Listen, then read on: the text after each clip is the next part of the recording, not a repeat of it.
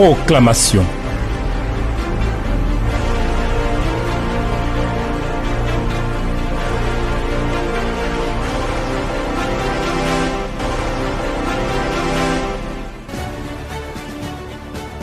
Tu es le Dieu Tout-Puissant, tu es le Seigneur de gloire et de grandeur. Ton règne est élevé au-dessus de tout règne. Et nous nous réjouissons de ta fidélité, de ta bonté, de ta grâce qui se manifeste pour nous. Il n'y a personne d'autre comme toi, Éternel des armées. Reçois l'honneur, la gloire, reçois la louange, reçois l'élévation. Nous sommes là, à ce rendez-vous de la proclamation. Merci de nous conduire et merci de bénir ton nom, de le glorifier, de le manifester au nom de Jésus notre Seigneur. Amen. Alors, chers amis, on est en train de poursuivre en travaillant contre les effets pervers de la malédiction. Et le chapitre sur lequel nous sommes, c'est comme la corruption devient une source de problème. Nous, on ne va pas souffrir. Nous aussi, on ne fera pas souffrir d'autres personnes de la corruption. Donc, le verset qui nous sert d'appui dans le chemin dans lequel nous marchons, c'est Deutéronome chapitre 27, le verset 25. Maudit soit celui qui reçoit un présent pour répandre le sang de l'innocent, et tout le peuple dira Amen. Recevoir un présent, ou bien chercher le présent. Ça ne marche pas comme ça. Ça ne marche pas comme ça. Alors nous allons regarder au sommet l'attitude d'un gouverneur. Je vous invite à aller avec moi dans Actes chapitre 24. Nous allons lire un peu long, le verset 10 jusqu'au verset 27. Actes chapitre 24, verset 10 au verset 27. Voici ce qui est écrit. Après que le gouverneur lui eut fait signe de parler, Paul répondit, sachant que depuis plusieurs années tu es juge de cette nation, c'est avec confiance que je prends la parole pour défendre ma cause. Puis il y a plus de 12 jours, tu peux t'en assurer que je suis monté à Jérusalem pour adorer. On ne m'a trouvé ni dans le temple, ni dans les synagogues, ni dans la ville, disputant avec quelqu'un ou provoquant un rassemblement séditieux de la foule. Et il ne saurait prouver ce dont il m'accuse maintenant.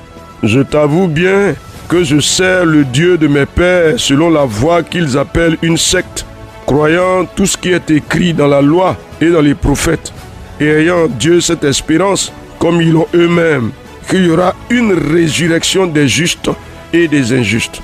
C'est pourquoi je m'efforce d'avoir constamment une conscience sans reproche devant Dieu et devant les hommes. Après une absence de plusieurs années, je suis venu pour faire des aumônes à ma nation et pour présenter des offrandes. C'est alors que quelques juifs d'Asie m'ont trouvé purifié dans le temple, sans attroupement ni tumulte. C'était à eux de paraître en ta présence et de se porter accusateurs, s'ils avaient quelque chose contre moi.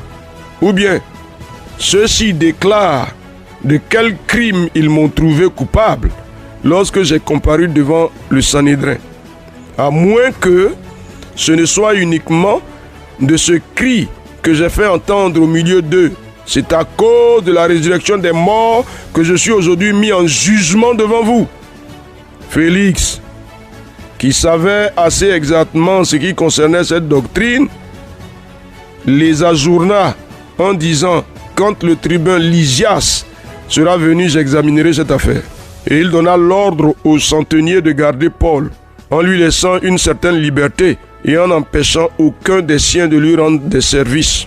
Quelques jours après, Félix vint avec Drusille, sa femme, qui était juive, et il fit appeler Paul et l'entendit sur la foi en Christ. Mais comme Paul discourait sur la justice, sur la tempérance et sur les jugements à venir, Félix effrayé dit, pour le moment, retire-toi. Quand j'en trouverai l'occasion, je te rappellerai. Il espérait en même temps que Paul lui donnerait de l'argent. Aussi l'envoyait-il chercher assez fréquemment pour s'entretenir avec lui. 2 ans s'écoulèrent ainsi et Félix eut pour successeur Porcius Festus. Dans le désir de plaire aux Juifs, Félix laissa Paul en prison. Amen.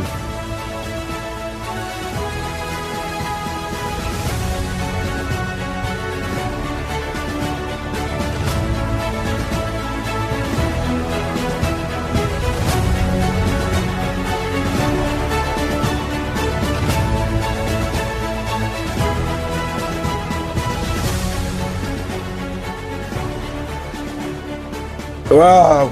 Chers amis, regardez comment quelqu'un peut faire souffrir quelqu'un d'autre. Regardez Félix, de ta position de gouverneur là, tu n'as pas suffisamment d'argent. C'est l'argent de Paul que tu cherches. Paul n'a qu'à te donner l'argent pour que tu le libères.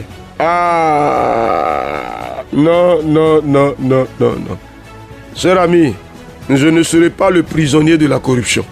Non. Un esprit corrompu ne fera pas de moi un prisonnier de la corruption. Je dis non. Cher ami, refuse ça. On ne peut pas accepter ça. Regarde, il espère. On le dit bien, le verset 26. Il espérait en même temps que Paul lui donnerait de l'argent. Aussi l'envoyait-il chercher fréquemment pour s'entretenir avec lui. Donc on va appeler Paul. Paul vient. Il comparaît devant lui. Il le remet en prison. Donc il espère que Paul va lui donner de l'argent pour le libérer. Donc Paul est prisonnier de la corruption. Prisonnier d'un esprit corrompu. Je refuse ça sur ma vie au nom de Jésus-Christ. Vas-y. Je refuse ça. Pour ma vie spirituelle, pour ma vie matérielle, je refuse d'être le prisonnier d'un esprit corrompu. Cher ami, il faut dire non à ça. Non, ça ne m'arrive pas. Au nom de Jésus-Christ. Ah, cher ami, il est en prison à cause d'un esprit corrompu. Un gouverneur corrompu. Il veut qu'on lui donne de l'argent. Si Paul ne lui en donne pas, Paul demeure en prison. Cher ami, est-ce qu'on t'a fait un tort en procédant par la corruption? Est-ce qu'on t'a fait souffrir une situation à cause de la corruption? Je veux que tu déclares que ça s'arrête au nom de Jésus-Christ. Identifie la situation. Identifie-la. On t'a renvoyé parce qu'on a corrompu quelqu'un. Ça s'arrête. Je dis ça s'arrête au nom de Jésus-Christ. On a qualifié quelqu'un d'autre à ta place parce que quelqu'un a corrompu quelqu'un d'autre. Je dis ça s'arrête. Au nom de Jésus-Christ, les effets pervers de la corruption sur ma vie s'arrêtent. Je le déclare. Vas-y, cher ami. Ça s'arrête, ça ne continue pas. Non, je refuse que ma vie soit prisonnière d'un esprit corrompu. Non, vas-y, cher ami. Ah, vas-y, regardez Félix. Il espère que Paul le corrompe. Non, je dis non. C'est difficile. Certainement, Paul avait discerné cela, mais il ne fallait pas s'attendre à Paul pour lui donner de l'argent. Or que malheureusement pour Paul, aussi longtemps qu'il ne donnerait pas de l'argent, il allait continuer à être le prisonnier de cette corruption-là. Cher ami, est-ce que tu peux dire ça s'arrête? Au nom de Jésus-Christ, je déclare que ça s'arrête. S'il y a un tort qui t'a été fait, à cause de la corruption, parce qu'il y a un chef qui est corrompu, on t'a bloqué dans une position basse, alors que tes diplômes et tes références doivent te mettre dans une position plus élevée. Il y a un chef qui est là. Il a barré la route. Si tu ne le corromps pas, il ne donne rien. Si tu ne lui donnes pas une partie de ton salaire, on te maintient en bas. Je dis, ça s'arrête au nom de Jésus-Christ. Cher ami. Vous voyez, Félix a maintenu Paul en prison pendant plus de 2 ans. Mais regardez ce qui est bien. On dit 2 ans s'écoulèrent ainsi et Félix eut pour successeur Porcius Festus. Cher ami, celui qui m'a fait prisonnier de la corruption, il est chassé au nom de Jésus-Christ. Félix a été remplacé par quelqu'un d'autre. Ah oui, celui qui est venu bloquer les portes au-devant de moi à cause de sa corruption. Il dégage. Cher ami, vas-y, il dégage, vas-y. Si c'est dans le service, il y a quelqu'un parce qu'il est le directeur. C'est lui qui t'a bloqué parce qu'il attend que tu le soudoies. J'ai dit, il dégage au nom de Jésus-Christ. De la même manière que Félix a été remplacé par quelqu'un d'autre. Seigneur, je déclare qu'il est déchu de son autorité. Éternel, le corrompu est déchu de son autorité. L'esprit corrupteur est déchu de son autorité. Au nom de Jésus-Christ. Ah, Dieu des cieux, je ne continue pas à souffrir des effets pervers de la corruption. Je refuse. Ça ne continue pas. Seigneur, ça ne continue pas. Dieu vivant et véritable, ça ne continue pas, Seigneur. Éternel, ça ne continue pas. Dieu fidèle, tu te lèves en ma faveur. Seigneur, ça s'arrête. Les torts de la corruption s'arrêtent. Nom de Jésus-Christ. Je le déclare, Seigneur. Vas-y, cher ami. Vas-y, l'autorité corrompue qui t'a bloqué, elle est chassée. Au nom de Jésus-Christ. Son poste lui est arraché. Au nom de Jésus-Christ. Ah oui, sa position élevée Elle en est chassée. Au nom de Jésus-Christ. Cher ami, si tu connais une autorité, tu sais, voici dans certaines structures, ça peut être dans l'église, mais même souvent dans le monde, surtout.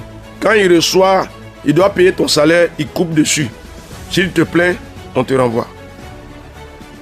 Bon, vous voyez, c'est malheureux. Pourtant, celui qui coupe dessus là, il est payé beaucoup plus que toi.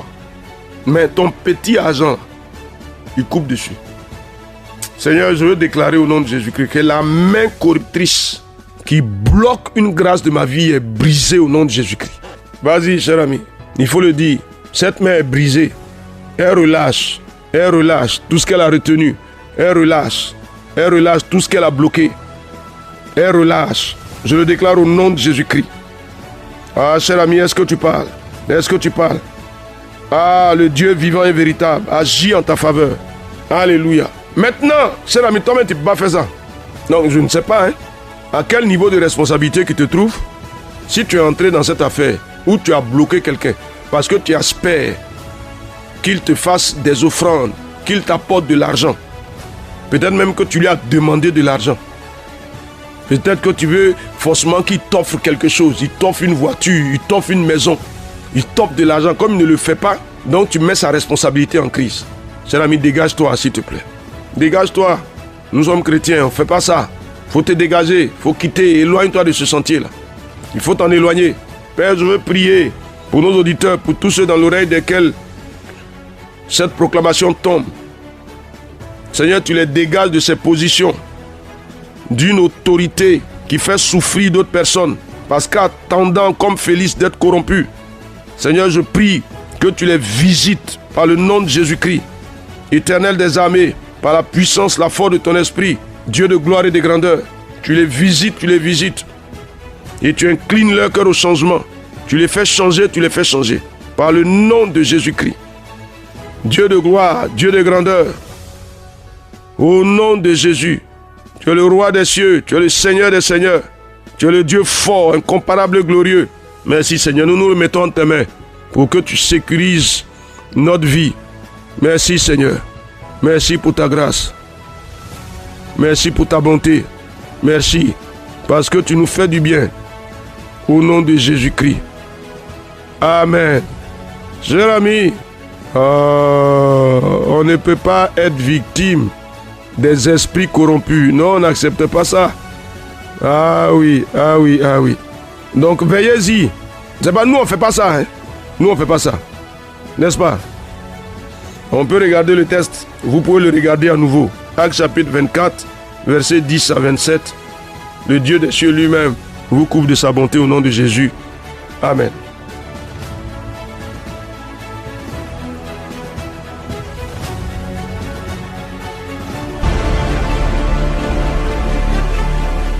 Proclamation.